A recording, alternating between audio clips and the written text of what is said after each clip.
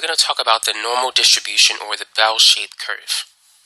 So let's begin by drawing a picture of that curve. And it's going to look something like that. Now, right in the middle, we have the population mean, represented by the Greek letter mu. And to the right of that, one standard deviation away, we have the Greek letter sigma. And this is one standard deviation to the left of the mean. And then this is two standard deviations away. And then 3 on both sides. All the way to the right, we have infinity, and all the way to the left, negative infinity. Now, the area under the curve represents the probability of an event happening between 2 points. So the probability of an event happening between the mean and the first standard deviation, you can calculate it if you know the 68, 95, 99.7 rule. So within the first standard deviation of either side from the mean, there's a 68.268% chance that an event will happen in this region. And then within two standard deviations, the percentage is 95.45%.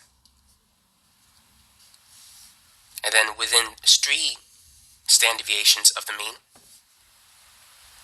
the percentage is going to be 99.73%.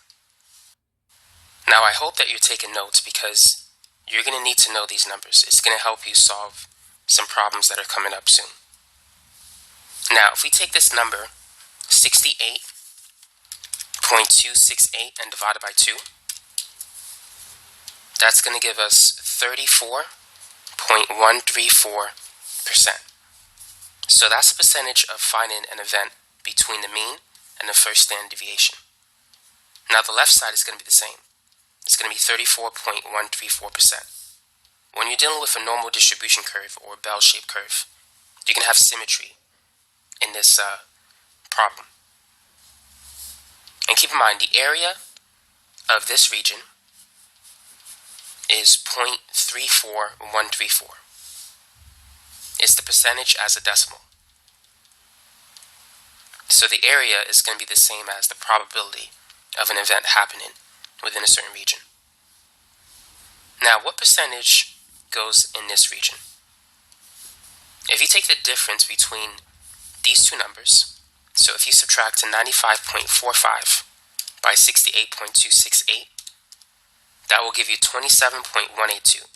Take that number, divide it by 2, and you should get 13.591. And this number is going to go on both sides. So that's the percentage of an event happening between the first and the second standard deviations of either side. Now, to find the next number, follow the same process. So we're going to subtract these two numbers. 99.73 minus 95.45, that's 4.28. Then divided by 2. So the percentage in this region is going to be 2.14%.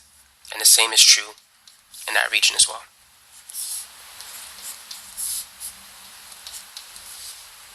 Now, to find the percentage that goes in those two regions, keep in mind the total percentage from negative infinity to infinity is 100%.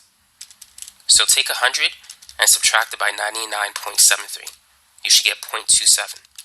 And when you divide that by 2, the answer in this region is going to be 0.135%.